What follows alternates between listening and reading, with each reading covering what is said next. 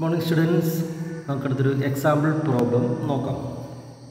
What is the magnitude of the equatorial and axial fields due to a bar magnet of length 5 cm at a distance of 50 cm from its midpoint? The magnetic moment of the bar magnet is 0.4 ampere meter square.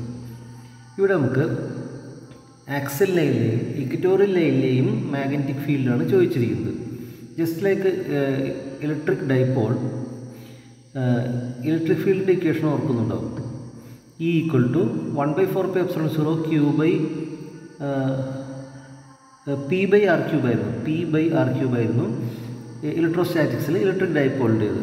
എന്നാൽ മാഗ്നറ്റിസത്തിൽ magnetic dipole അഥവാ ഒരു ചെറിയൊരു magnet, അതിൻ്റെ magnetic field along the axial ലൈനിൽ ആ constant that is μ²4/2m/r³ എന്നും, equatorial ലൈനിൽ അത് BE എന്ന് എഴുതിയിരിക്കുന്നത്, ഇക്വറ്റോറിയൽ ലൈനിൽ അതേ μ²4π ഇൻറ്റു മാഗ്നറ്റിക് മൊമെൻ്റ്/r³ ആണ്. ഓക്കെ, അപ്പോൾ എന്താ നമുക്ക് എല്ലാ കാര്യങ്ങളും തന്നിട്ടുണ്ട്, സബ്സ്റ്റിറ്റ്യൂട്ട് ചെയ്യാം. ചെയ്യുമ്പോൾ ശ്രദ്ധിക്കേണ്ട കാര്യങ്ങൾ, μ0ൻ്റെ വാല്യൂ കൊടുക്കാം, അതുപോലെ ആറിൻ്റെ വാല്യൂ തന്നിട്ടുണ്ട് 5 cm ആണ്. അപ്പോൾ അത് കൺവേർട്ട് ചെയ്തെഴുതാം. അപ്പോൾ നമുക്ക് കിട്ടുന്ന ആൻസർ ഇവിടെ കാണാൻ പറ്റും. ടെസ്ലയിലാണ് ആൻസർ കിട്ടുക. ഇതിനടുത്ത് നമുക്ക് മാഗ്നറ്റിസം ഇൻ ഗോസസ് ലോ. ഇലക്ട്രോസ്റ്റാറ്റിക്സിൽ ഗോസസ് ലോ ഉണ്ട്, അതുപോലെ മാഗ്നറ്റിസത്തിലും ഗോസസ് ലോ ഉണ്ട്. നമുക്ക് ഇതിൻ്റെ സ്റ്റേറ്റ്മെൻറ്റ് ആദ്യം വായിച്ചു നോക്കാം. Gauss's law for magnetism states that the net magnetic flux through any closed surface is 0 എന്നാണ് ഇവിടെ പറഞ്ഞിരിക്കുന്നത്. അപ്പോൾ അതെന്താ നോക്കാം. ഓക്കെ, ഒരു ഗോസ് തിയറം അപ്ലൈ ആണെങ്കിൽ നമുക്കൊരു ഗോഷ്യൻ സർഫസ് വേണം. നമുക്കൊരു ഗോഷ്യൻ സർഫസ്, പ്രത്യേക ഷേപ്പ് ഒന്നും വേണ്ട, 3 ഡയമെൻഷനായിട്ടുള്ള ഒരു സർഫസ് നമുക്ക് വിചാരിക്കുക. ഇതിനകത്ത് ഈക്വലൻ്റ് ടു ഇലക്ട്രോസ്റ്റാറ്റിക്സിൽ നമ്മൾ ഇതിനകത്തൊരു ചാർജ് വേണമെന്നാണ് പറഞ്ഞിരുന്നത്. നമുക്ക് ഒരു ചെറിയ ഡൈപോൾ ഇവിടെ വെക്കാം, മാഗ്നറ്റിസം അല്ലേ, ഒരു ഡൈപോൾ പ്ലേസ് ചെയ്യാം. നമുക്ക് നോർത്ത് പോൾ മാത്രം ഇട്ട് വെക്കാൻ പറ്റില്ല.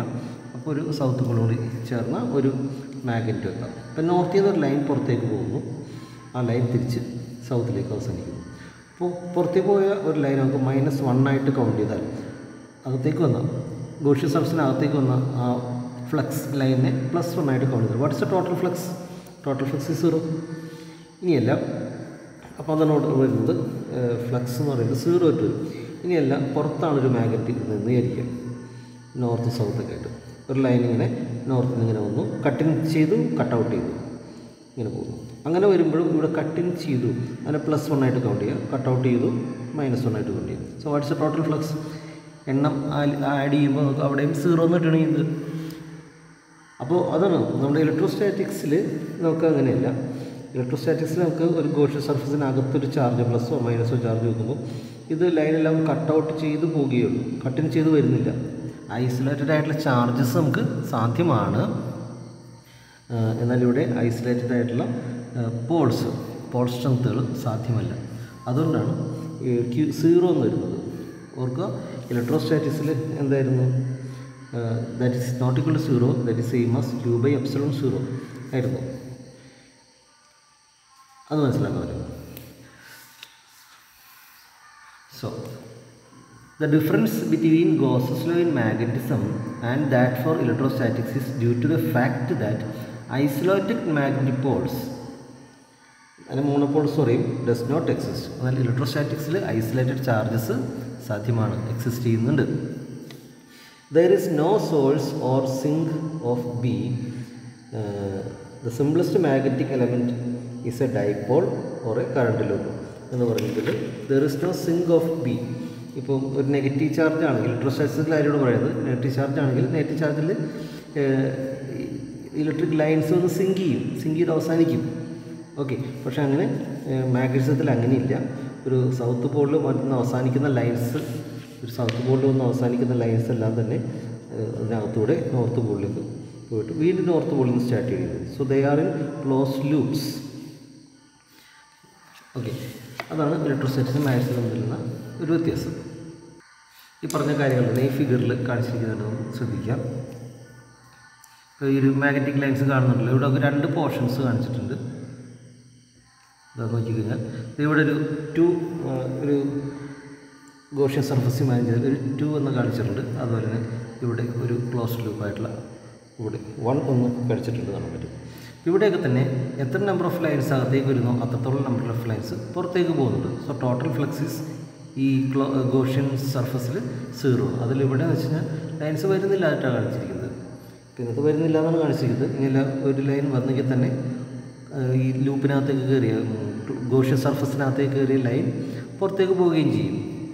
അതുകൊണ്ട് തന്നെ ടോട്ടൽ ഫ്ലക്സ് φ ഇവിടെയും അത് തന്നെ 0 തന്നെയായിട്ട് വരുന്നതായിട്ട് ഫ്ലക്സ് എന്ന് പറയുന്നത് ടോട്ടൽ ഫ്ലക്സ് ഇവിടെയും 0 ആയിട്ട് വരുന്നതായിട്ട് കാണാൻ സാധിക്കും.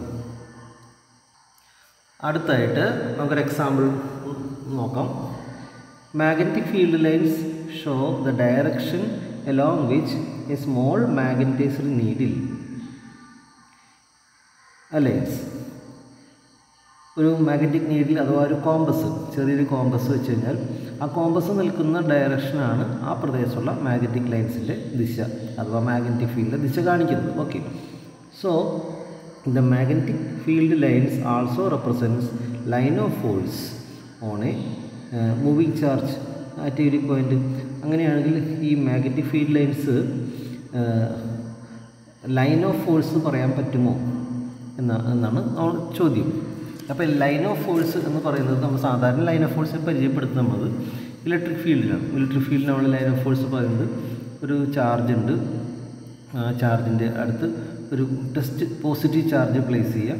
അത് ടെസ്റ്റ് പോസിറ്റീവ് ചാർജ് മൂവബിളാണ്, അതിന് ഒരു ഫോഴ്സ് അനുഭവപ്പെടുന്നു. ഫോഴ്സ് അനുഭവപ്പെട്ട് ദിശയിൽ ഇപ്പോൾ റിപ്പൽഷനാണ് ഇവിടെ, അങ്ങനെ അത് മൂവ് ചെയ്ത് പോകുന്ന ആ ഒരു ലൈനെയാണ് നമ്മൾ ഇലക്ട്രിക് ലൈൻ ഓഫ് ഫോഴ്സ് എന്ന് പറഞ്ഞത്. ലൈൻ ഓഫ് ഫോഴ്സ് എന്നാണ് പറഞ്ഞിരിക്കുന്നത്. Because a force is acting on that test positive charge. എന്നാൽ ഇവിടെ ഫോഴ്സ് അനുഭവപ്പെടുന്നു. ഇലക്ട്രോസ്റ്റാറ്റിക്സിൽ ഫോഴ്സ് അനുഭവപ്പെടുന്ന അങ്ങനെ ചാർജ് മൂവ് ചെയ്യണം. Charge is moving through a with velocity, certain വെലോസിറ്റിയോടെ മൂവ് ചെയ്യുന്നു. അവിടെ ഫോഴ്സ് വരുന്നത് നമ്മൾ മാഗ്നറ്റിസം ഇപ്പോൾ പറയുന്നുണ്ടോ, മാഗ്നറ്റിസത്തിൽ ഇവിടെ ഒരു മാഗ്നറ്റിക് ഫീൽഡ് ഉണ്ടെന്ന് നോക്കുക. അപ്പോൾ ആ മാഗ്നറ്റിക് ഫീൽഡിനും വെലോസിറ്റി വെക്ടറിനും പെർപെൻഡിക്കുലറായ മറ്റൊരു ദിശയിലാണ് ആക്ച്വലി അവിടെ ഫോഴ്സ് അനുഭവപ്പെടുന്നത്. ഓർക്കുന്നുണ്ടാവും, ഫോഴ്സിൻ്റെ ഇക്വേഷൻ എന്താണ്? Q ഇൻറ്റു മൂവ് ചെയ്യുന്ന വെലോസിറ്റി പുറമേയുള്ള മാഗ്നറ്റിക് ഫീൽഡ് ഇല്ലേ. അപ്പോൾ ഫോഴ്സിൻ്റെ ഡയറക്ഷൻ എന്ന് പറയുന്നത് മാഗ്നറ്റിക് ഫീൽഡിനും വെലോസിറ്റിയും പെർപെൻഡിക്കുലറായ ദിശയാണ്. അപ്പോൾ അങ്ങനെ പറയുമ്പോൾ what is A magnetic line? Magnetic line എന്ന് പറയുന്നത് യൂണിറ്റ് നോർത്ത് പോള് മൂവ് ചെയ്യുന്ന ഡയറക്ഷൻ എന്നാണ് മാഗ്നറ്റിക് ലൈനിന് പറഞ്ഞിരിക്കുന്ന ഒരു ഡെഫിനിഷൻ. അപ്പോൾ ആ ലൈൻ എന്തിനെ റെപ്രസെൻറ്റ് ചെയ്യുന്നില്ല? അതിൽ ഈ ചാർജിന് അനുഭവപ്പെടുന്ന ഫോഴ്സിനെ റെപ്രസെൻറ്റ് ചെയ്യുന്നുണ്ടോ? ഇല്ല. ഫോഴ്സ് അനുഭവപ്പെടുന്നത് മാഗ്നറ്റിക് ഫീൽഡിന് പെർപെൻഡിക്കുലറായിട്ടാണ്. ഇവിടെ അങ്ങനെയല്ല. ഇലക്ട്രിക് ഫീൽഡിൽ അതേ ഡയറക്ഷനിൽ തന്നെയാണ് ഫോഴ്സ് അനുഭവപ്പെടുന്നത്, പക്ഷേ ഇവിടെ അങ്ങനെയല്ല, അത് പെർപെൻഡിക്കുലറായിട്ടാണ് ഫോഴ്സ് അനുഭവപ്പെടുന്നത്. എന്നതുകൊണ്ട് നമുക്ക് ഒരു മാഗ്നറ്റിക് ഫീൽഡ് ലൈനെ ലൈൻ ഓഫ് ഫോഴ്സ് എന്നൊരു വിശേഷണം കൊടുക്കാൻ പറ്റില്ല എന്നാണ് അതതിൻ്റെ ആൻസർ പറഞ്ഞിരിക്കുന്നത്. നോ. നമുക്ക് ആൻസർ വായിച്ചു നോക്കാം. No, the magnetic force always normal to magnetic field. അതങ്ങനെ നമുക്ക് ഓർക്കാൻ പറയുന്നത് Q into V cross B എന്നുള്ള ഇക്വേഷനാണ്. അപ്പോൾ അതുകൊണ്ട് തന്നെ force perpendicular to vector B. അപ്പോൾ അതുകൊണ്ട് തന്നെ it is misleading to call magnetic field lines line of force. Magnetic field ലൈൻസിനെ ലൈൻ ഓഫ് ഫോഴ്സ് എന്ന് വിശേഷിപ്പിക്കാൻ പാടില്ല. എന്നാൽ ഇലക്ട്രിക് ഫീൽഡ് ലൈൻസിനെ ഇലക്ട്രിക് ലൈൻ ഓഫ് ഫോഴ്സ് എന്ന് പറയാം എന്നാണ് ഉദ്ദേശിക്കുന്നത്.